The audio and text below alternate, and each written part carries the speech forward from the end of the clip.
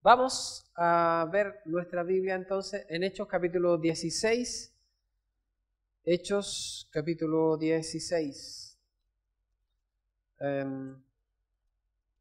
Lo que hemos visto semanas anteriores del segundo viaje misionero del apóstol Pablo, él se encuentra ahora en Filipos y vamos a ver algunos indicativos en este capítulo 16. Quizás podríamos llamar este mensaje los peligros de predicar el Evangelio. ¿Hay peligro en predicar el Evangelio? Sí hay peligro, ¿cierto? Hay peligro.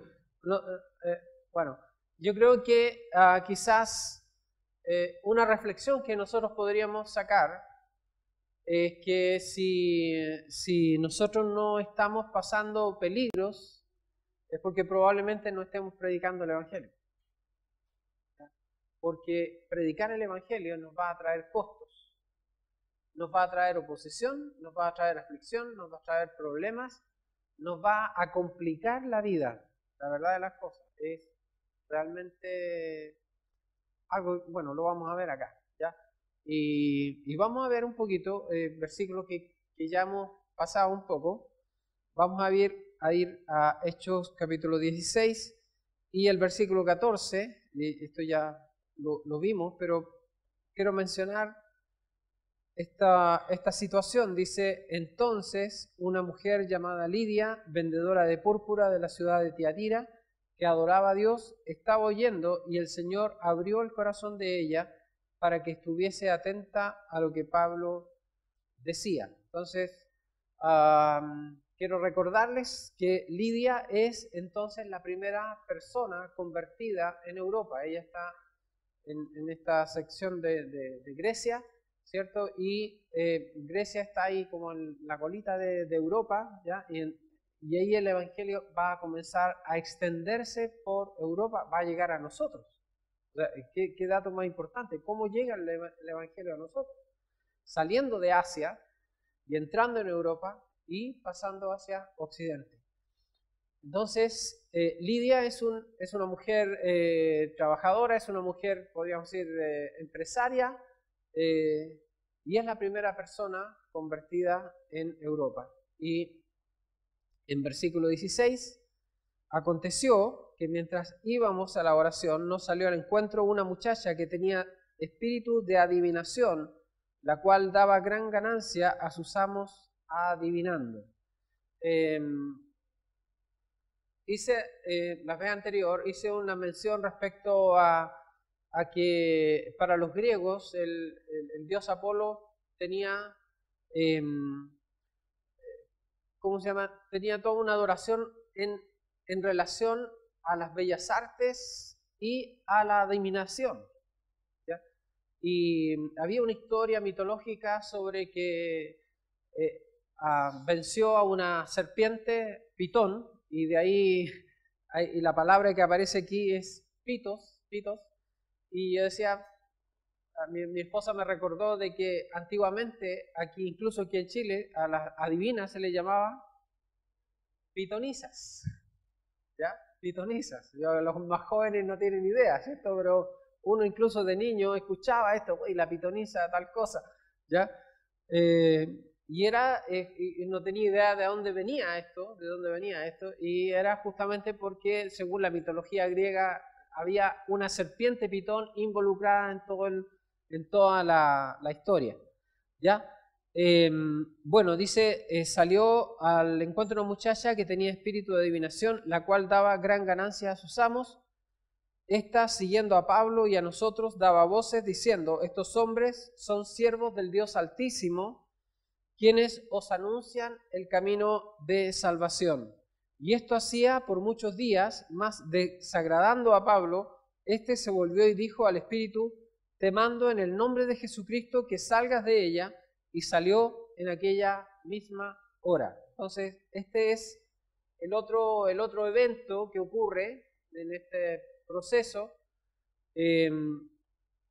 porque esta niña fue salvada de esta manera. Ella fue liberada del dominio del demonio. El demonio, la misma Biblia dice que era una niña endemoniada, ¿cierto?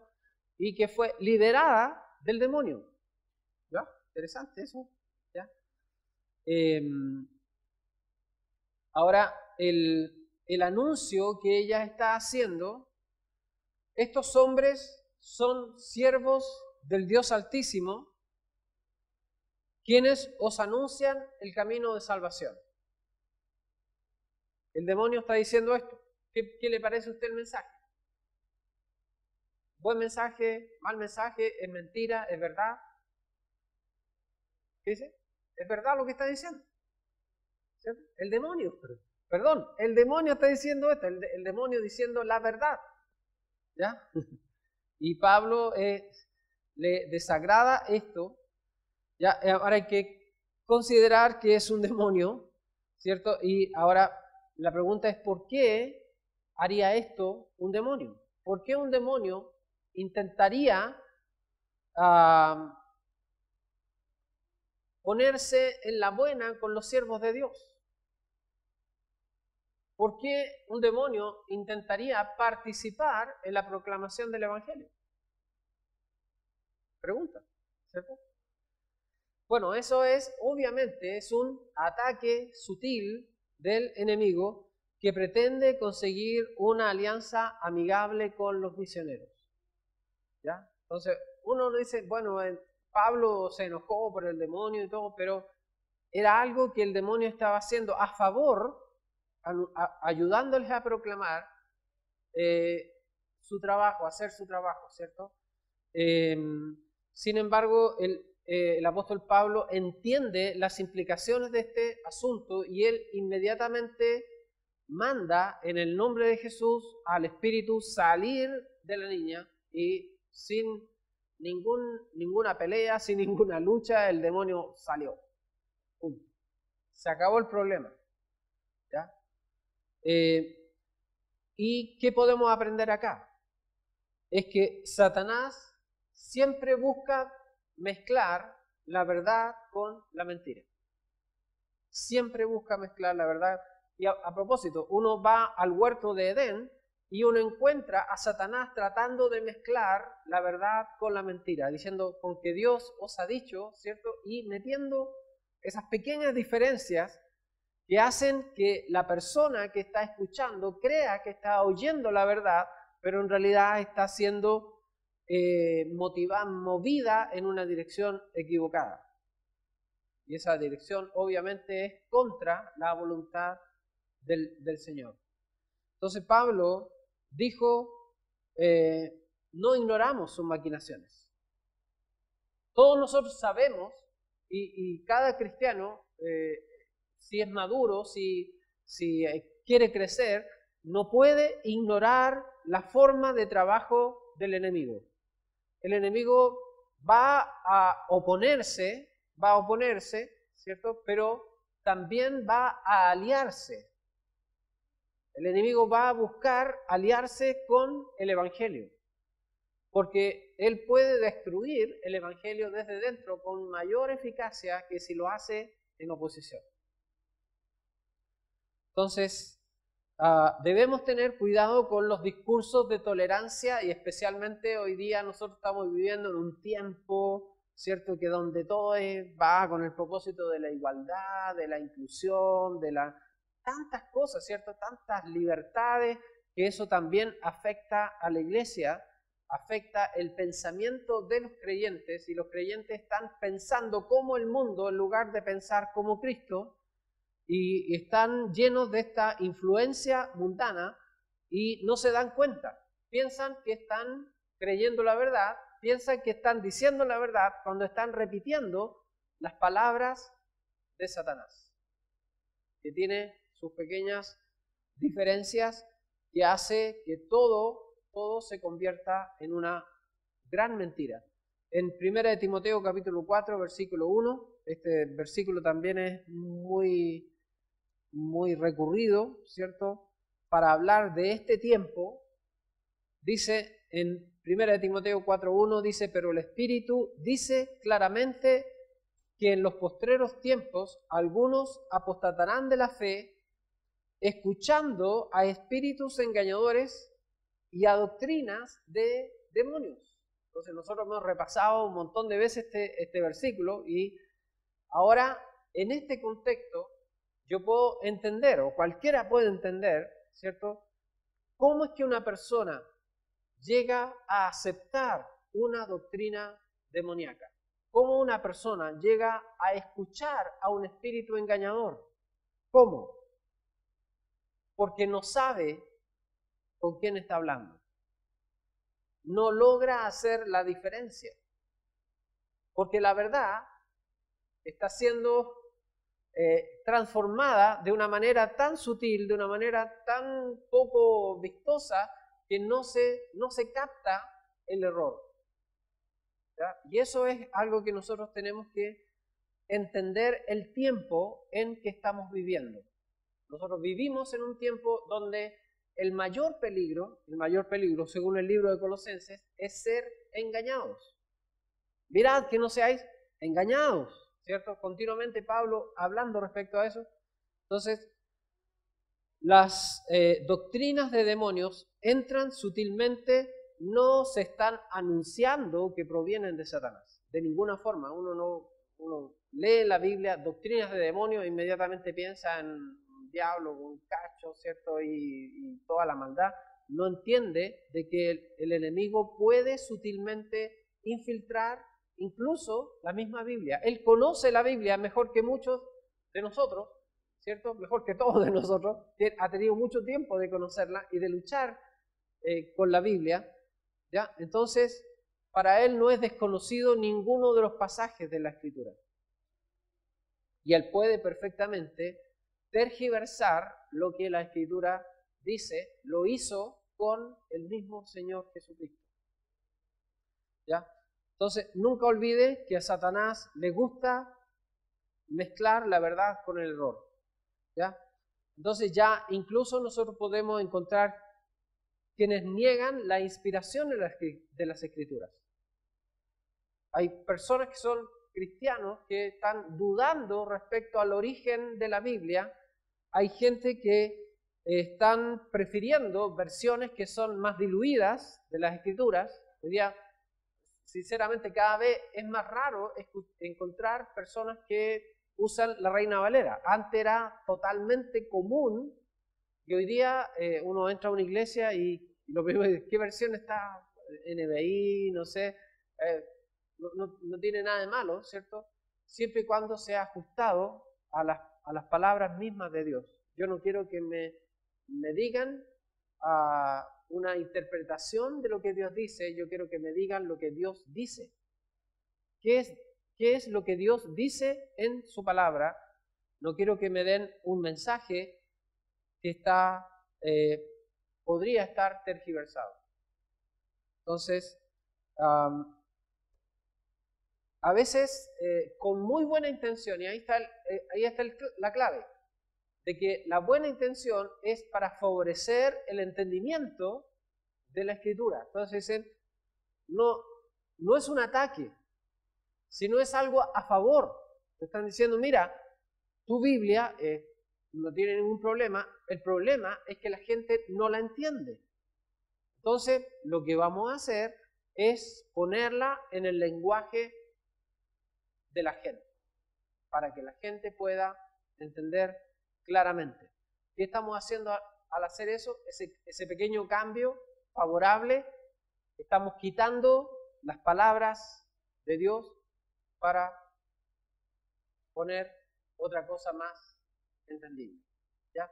Entonces, vamos a estar de repente escuchando doctrinas de demonios si no lo vamos a hacer la diferencia, si no tenemos clara cuál es la verdad.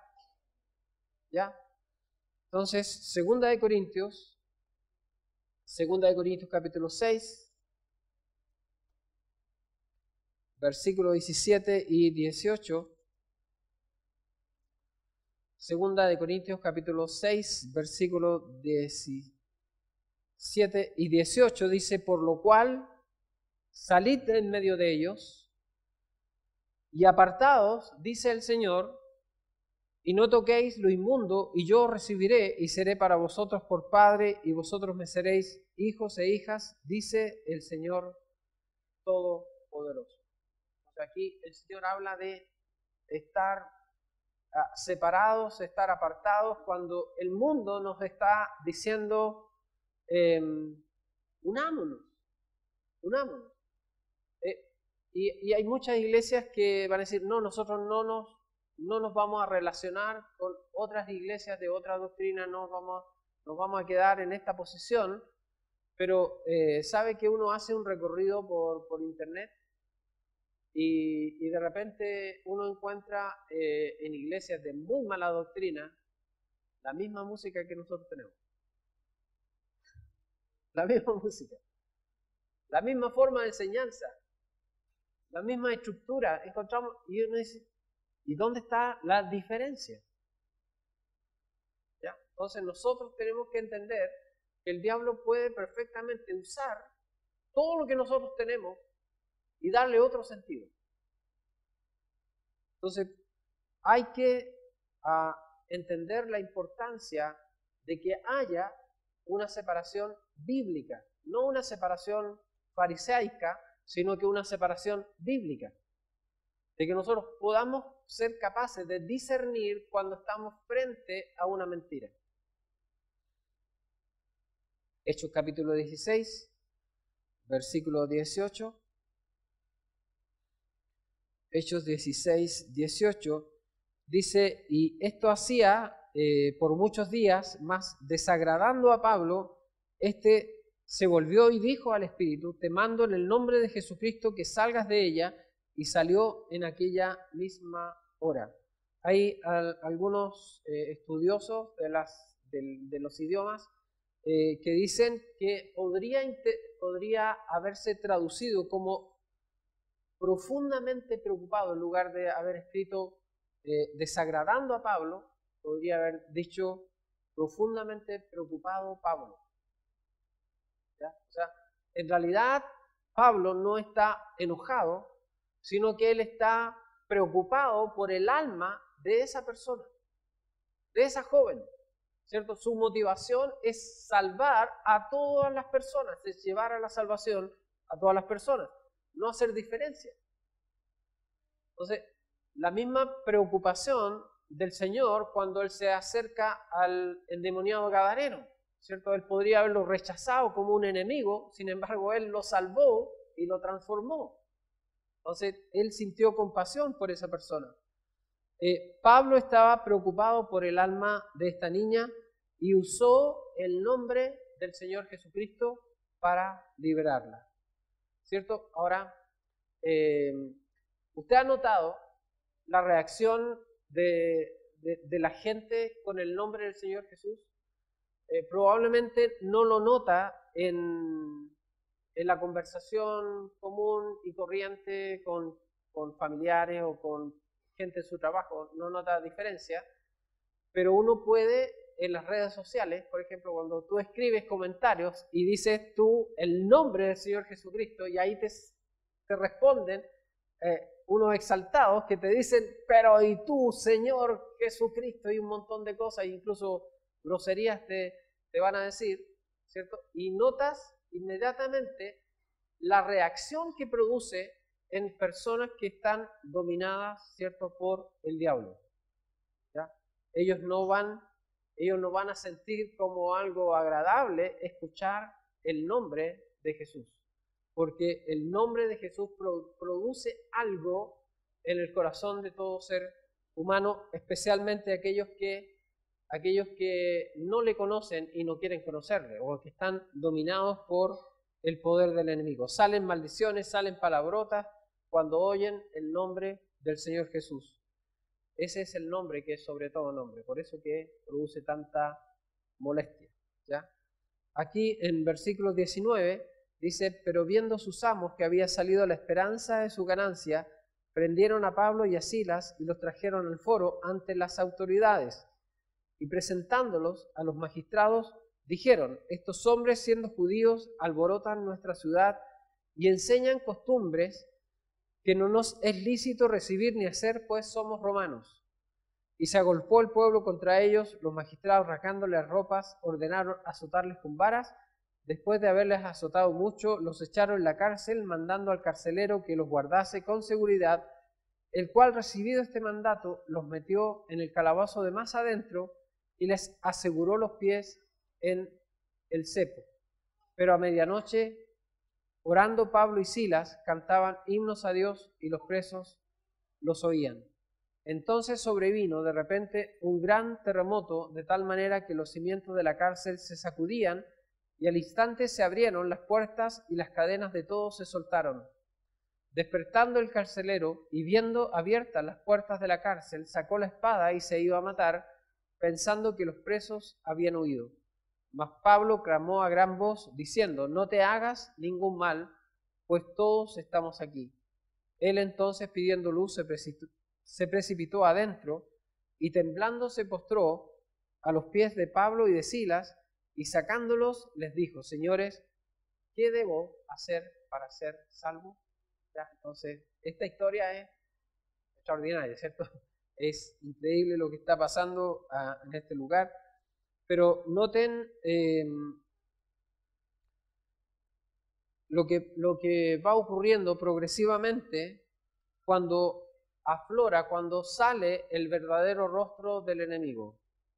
La joven que había sido salvada, la joven endemoniada, fue liberada, y obviamente el diablo ya no puede volver a tomar el control sobre ella, ¿cierto? Y el diablo ya no tiene interés en la alianza, ya no tiene interés en proclamar que estos hombres son siervos del Dios Altísimo, que os anuncian la salvación. Ahora él quiere destruirlos. ¿Se da cuenta? Y eso es lo que va a ocurrir cuando el diablo no logra alianza con alguien que está proclamando el Evangelio. Su siguiente paso va a ser buscar destruir. ¿Ya? En este caso hemos visto, ¿cierto? Filipos era una colonia romana, por lo tanto las leyes romanas funcionaban acá. Probablemente era una comunidad de retiro para los soldados romanos, que tenían ahí su parcelita, como dicen los italianos, pero tenía ahí su gran plantación, y podía retirarse y olvidarse de la guerra, y vivían bajo la ley romana. Por lo tanto, no todas las ciudades podían hacerlo, podían juzgar a la gente, podían flagelar a las personas, ¿ya? Y también estaba la opción de apelar a César. Esta era por el solo hecho de ser una ciudad considerada como una extensión de Roma. Y por eso que, como vimos la semana pasada, estas personas apelaron a las leyes. Y en versículo dice 20, presentándolos a los magistrados, dijeron: estos hombres, siendo judíos, alborotan nuestra ciudad y enseñan costumbres que no nos es lícito recibir ni hacer, pues somos romanos. Ahí está el punto, ¿cierto? Según la ley romana, no se podía proclamar ni se podía aceptar ningún Dios que no fuera aceptado por Roma. O sea, los dioses públicos, los romanos eran abiertos en cuanto a esto, pero ellos no permitían ni siquiera la adoración privada de un dios que no fuera reconocido públicamente por el Imperio Romano. Y entonces ellos están apelando a la ley, ¿ya? Note que es lo que vimos la semana anterior, de que lo mismo ocurre el día de hoy cuando el enemigo está usando la ley para meter sus cosas, ¿cierto? Todo esto de la igualdad que está ocurriendo en todo el mundo, con mayor énfasis en algunos países, pero esto está siendo cada vez más fuerte, ¿no? Es una presión muy grande que viene sobre todo el mundo, ¿ya? Y van a usar las leyes. Y note que la reacción del carcelero, el carcelero es un funcionario romano, ¿ya? Note, a veces nosotros lo miramos la historia, ¿cierto? No nos preocupamos de esos detalles, pero él es un funcionario romano, por lo tanto está sujeto a la ley romana, y él escuchando los magistrados ordenaron rasgar las ropas, ordenaron azotarles y ordenaron encarcelarles. Y él quiere asegurarse y por esa razón lo pone en la celda de más adentro, en la más oscura, en la más húmeda, y luego le asegura los pies en el cepo. No quiere que estos tipos se escapen, porque él entiende las consecuencias. Y por esa razón, cuando sobreviene el terremoto y las puertas de todos se abren y las cadenas de todos se caen, él inmediatamente piensa en quitarse la vida, en suicidarse, porque él conoce las consecuencias para el carcelero. Él sabe que el carcelero va a pagar no solo con su vida, sino con su familia. Y él prefiere morir de una forma digna que arrastrar a toda su familia y toda su economía, todo lo que él tiene, va a perderse si él no muere antes. Entonces, por eso él pretende quitarse la vida. Entonces, hay una cosa interesante en lo que está ocurriendo. Y con esto vamos a terminar. En Primera de Juan dice que el Señor Jesucristo apareció para deshacer las obras del diablo. ¿Ya? No lo vamos a ver, ¿cierto? Pero ahí está. Es decir, para esto apareció el Hijo de Dios, para deshacer las obras del diablo. Y el diablo tiene mucho pueblo en este lugar. Y el Señor salvó a 3 personas.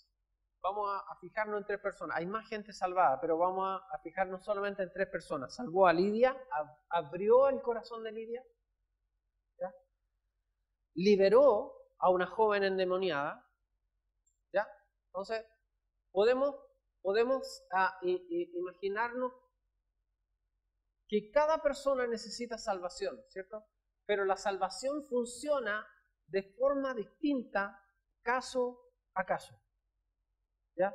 Y en el caso del carcelero, Dios lo salvó a través del testimonio de sus siervos y a través de un terremoto, ¿ya? Porque la gente se vuelve humilde cuando ve que hay cosas que no puede controlar. No puede controlar. Sabe que yo no puedo controlar la muerte. No puedo controlar la enfermedad. No puedo controlar la naturaleza. Pero Dios puede. Y cuando se dan cuenta de que Dios sí puede, el temor de Dios cae sobre su corazón. ¿Ya? Ahora, Dios está fundando una iglesia poderosa en este lugar. En la iglesia de los filipenses. Y lo está haciendo de esta manera. ¿Ya? Pero nosotros, ¿qué podemos aprender? Que a pesar que la salvación para todos es la misma, la forma de llegar a la salvación es distinta. Dios está haciendo grandes cosas. Pero ¿sabe que también nosotros podemos aprender? Es que el peligro de predicar el Evangelio nos va a traer oposición, nos va a traer dolor, ¿cierto? Ellos sufrieron, ¿ya? Pero nos va a traer también la oportunidad de exaltar y alabar a Dios en el momento más oscuro de nuestra vida. ¿Entienden? Mire, ellos fueron puestos en el calabozo de más adentro, en la humedad, en los ratones, no sé, quizás cuerpos en descomposición probablemente, la situación más tremenda. Pero ellos fueron capaces de sacudirse la situación alrededor y poder enfocarse en Dios. Yo tengo que preguntarme, en cualquier situación, ¿por qué estoy aquí? Si estoy viviendo un momento oscuro en mi vida, me pregunto, ¿por qué estoy aquí? Mi respuesta, porque es la voluntad de Dios. Si no es consecuencia de mi pecado, yo digo, esto es la voluntad de Dios. Significa de que Dios quiere que yo esté acá. ¿Entiendes? Y al estar en ese momento oscuro, yo puedo alabar a Dios. Sé que Dios va a estar conmigo. Dios va a estar fortaleciéndome, cuidándome, sabiendo que si yo muero en esta situación es su voluntad. Y lo voy a enfrentar con entereza, con virilidad, con fortaleza. En lugar de desesperarme, en lugar de hundirme, ¿cierto? Si yo mantengo la fortaleza de mi corazón, de mi fe, el Señor va a usar mi fe como testimonio para otras personas. Y las personas se van a acercar y decir, ¿cómo puedo ser salvo? Ya no va a estar preguntando, ¿cómo puedo ser rico? ¿Cómo puedo ser exitoso? ¿Cómo puedo tener más likes en el Facebook o en el Instagram? Ya no va a estar preguntando esas cosas. Yo quiero ser salvo. ¿Cómo puedo ser salvo? ¿Ya? ¿Cómo puedo ser transformado? Y eso es lo que nosotros necesitamos aprender. El Evangelio, hermanos, se basa en la sangre de Cristo. Predicar el Evangelio va a tomar parte de nuestra sangre también. ¿Ya? Entonces, nosotros, si queremos comodidad, obviamente no vamos a tener problemas. Y como le digo, no hay problema con el diablo hasta que ya no puede aliarse contigo. Cuando ya no logra alianza, él se va a tirar con todo para destruirte. Y así va a ser porque el diablo trabaja de la misma forma a través de los siglos. ¿Ya? Entonces, algo que podemos sacar en limpio, algo para pensar, ojalá que sirva. Ya, que el Señor bendiga su palabra. Vamos a orar.